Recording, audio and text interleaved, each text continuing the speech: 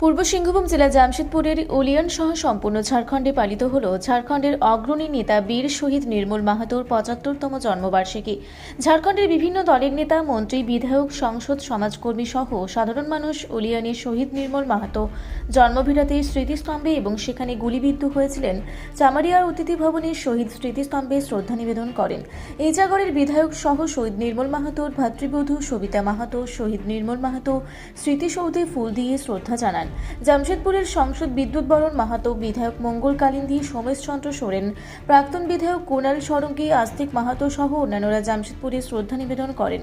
রাজ্যের মুখ্যমন্ত্রী হেমন্ত সোরেন ঝাড়খণ্ড আন্দোলনের অগ্রণী নেতা অমর শহীদ নির্মল মাহাতোর ৭৫তম জন্মবার্ষিকীতে তাকে আন্তরিক শ্রদ্ধাঞ্জলি জানিয়েছেন। বিধায়ক কল্পনা সোরেনও অনুষ্ঠানে উপস্থিত ছিলেন।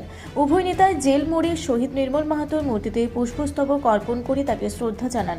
এরপর মুখ্যমন্ত্রী হেমন্ত সোরেন বলেন যে এই দিনটি ঝাড়খণ্ডের জন্য অত্যন্ত গুরুত্বপূর্ণ দিন। শহীদ নির্মল মাহাতো আদিবাসী ও মূলবাসী সম্প্রদায়ের অধিকার ও সুযোগ সুবিধার জন্য লড়াই করে ঝাড়খণ্ড আন্দোলনকে এক নতুন দিক নির্দেশনা দিয়েছিলেন। রাজ্যের ইতিহাসে তার অবদান সর্বদা স্মরণীয় হয়ে থাকবে। পূর্ব সিংভূম থেকে বিশ্বনাথ মাহাতোর রিপোর্ট, রূপসী বাংলা মিডিয়া।